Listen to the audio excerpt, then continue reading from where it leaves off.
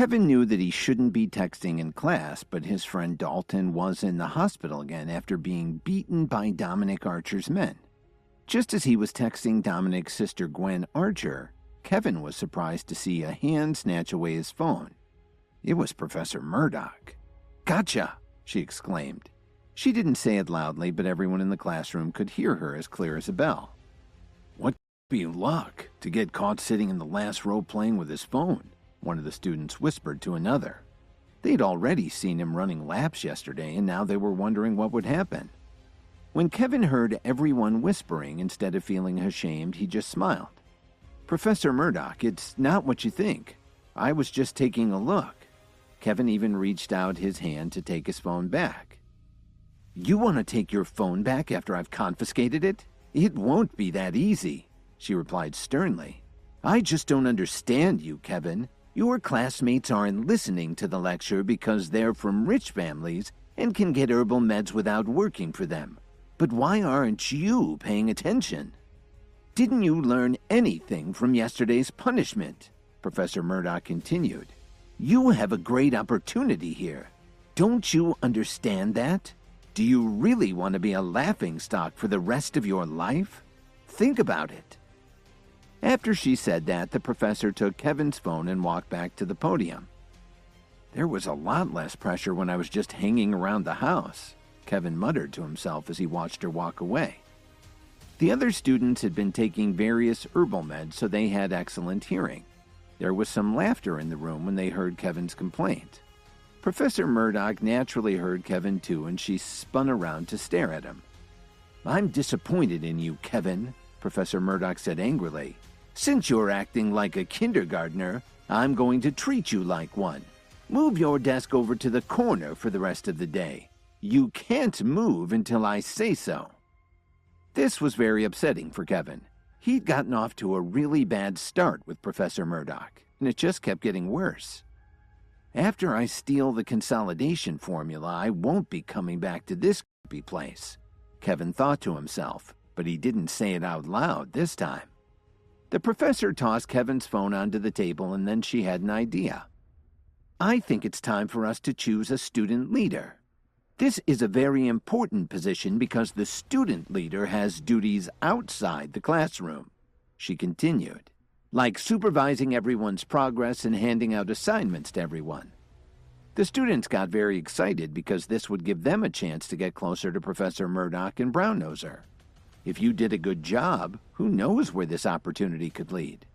Plus, what was really important for these rich, privileged young people was that it would give them some power. A lot of them enthusiastically raised their hands to volunteer for the position. But Professor Murdoch stopped them and explained, "In the interest of fairness, tomorrow's election will be anonymous. Just remember that you can't vote for yourself, so I expect you to use the honor system." When the lesson was finally over, Kevin was still sitting in the corner in a very bad mood. This definitely wouldn't help his reputation on campus.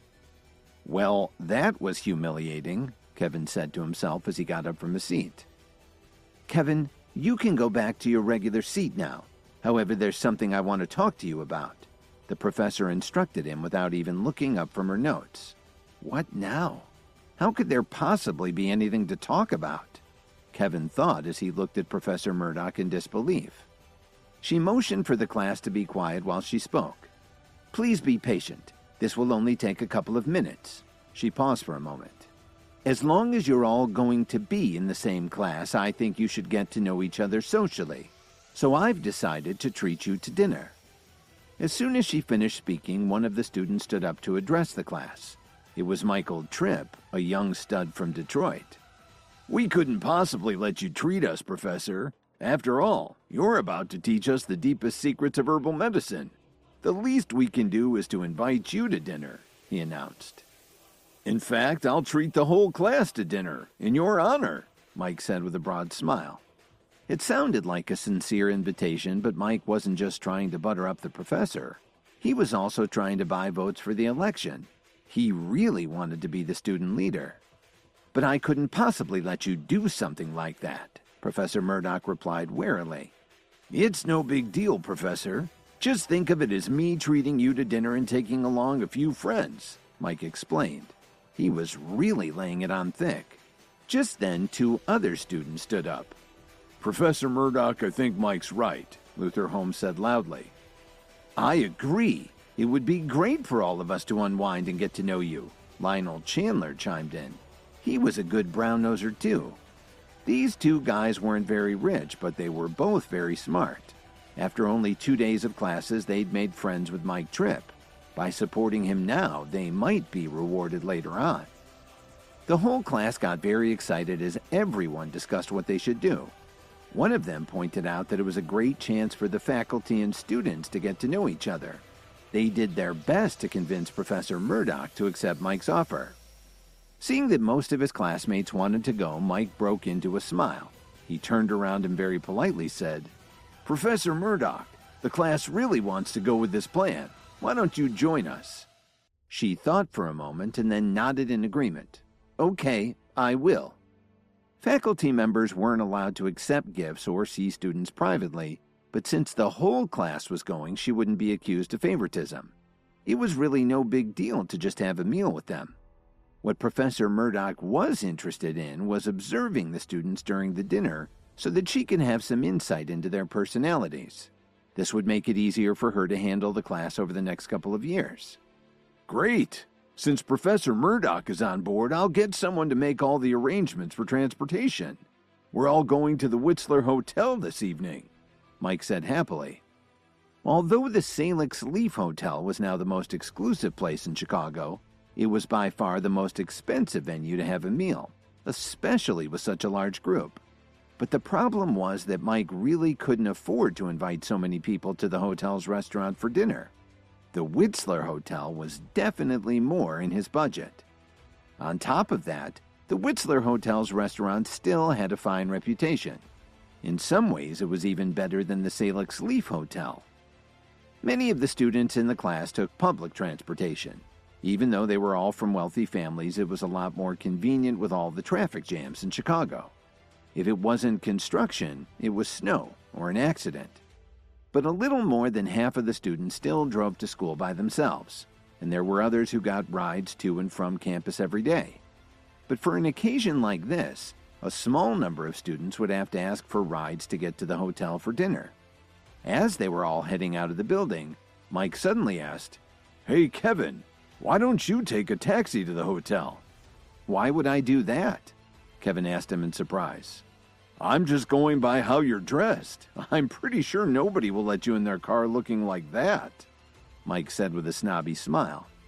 He'd just come up with a plan. If he could put Kevin down, it might make an impression on his classmates. It would be a win-win to turn them against Kevin and also treat the class to dinner. "Mike's absolutely right," Lionel agreed. "Kevin, Professor Murdoch really took it easy on you today. That's why you're being allowed to come along to tonight's dinner.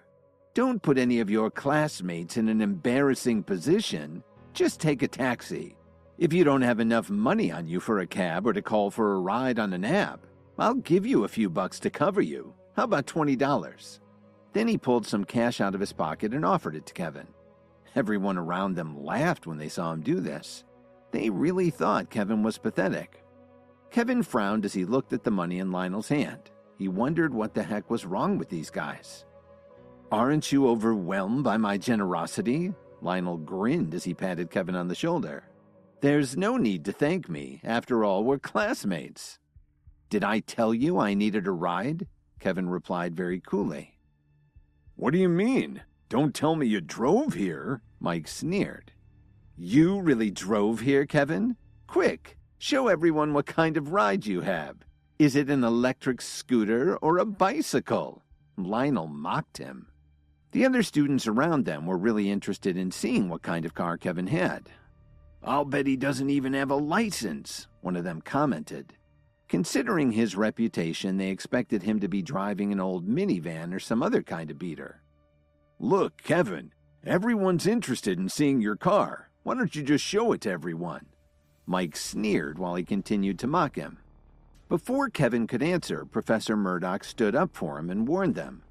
"Don't bully Kevin anymore. This outing is supposed to be fun." Although Professor Murdoch could be very strict, she treated her students with respect. So when she saw Kevin being bullied, she naturally couldn't just stand there and do nothing. "Kevin, why don't you ride with me?" Professor Murdoch offered calmly. "How could you do that, Professor? Kevin's clothes are so shabby. He might get your seats dirty," Mike pointed out. He didn't want to give anyone a chance to be alone with Professor Murdoch right now, at least until after the student leader election tomorrow. "That's okay. If my car gets dirty, I'll take it to a car wash," Professor Murdoch answered casually. She didn't seem to mind at all. "Thank you for your kind offer, Professor Murdoch, but I really did drive to school today," Kevin told her. Professor Murdoch made a slight frown. She really didn't know what Kevin was thinking. Couldn't he tell that she was trying to give him a way out of this embarrassing situation? "Did everyone hear that? Kevin said that he really drove here," Mike said loudly. "Let's all go take a look at his car." Everyone laughed when they heard this, and then they went along with Mike. They didn't mind showing up a little late for dinner as long as they could have some fun at Kevin's expense. "Lead the way, Kevin. Where'd you park your whip?" Mike said in a very arrogant tone of voice.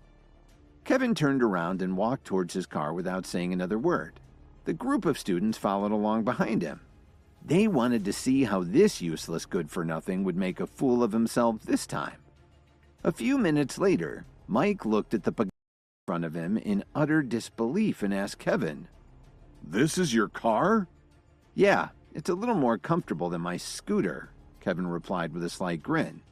When the others heard this, their jaws dropped. They all knew that this was a brand new. It was worth at least $3 million, if you could even find one for sale. Suddenly, Professor Murdoch glanced at Kevin with a look of appreciation in her eyes. "Did you rent this with your wife's money?" Mike asked him. Then he continued to bully him. "Kevin, I'm sure your wife works very hard. It isn't right for you to spend her money like this outside." "You know, you could probably rent one yourself," Kevin interrupted him. Mike didn't know how to respond to Kevin's wisecrack. Like everyone else, he really wanted to. Even a rental would be good for showing off. But the problem was he had no idea where he could rent one. "Please, have a seat, Professor. You must be tired after a long day of teaching," Kevin offered as he opened the door and invited her to get in. Then, while he ignored Mike and the others, he walked around and got behind the wheel. As it turned out, Professor Murdoch had something to say to Kevin, so she accepted his offer and strapped herself into the passenger seat. Mike clenched his fist and grunted. He took his friends Lionel and Luther and headed to his car. Kevin was nervous to be alone with Professor Murdoch, but this might give him a chance to clear the air. Please subscribe to the Pocket FM YouTube channel and press the bell icon for instant notification. Check out our channel for more such exciting shows.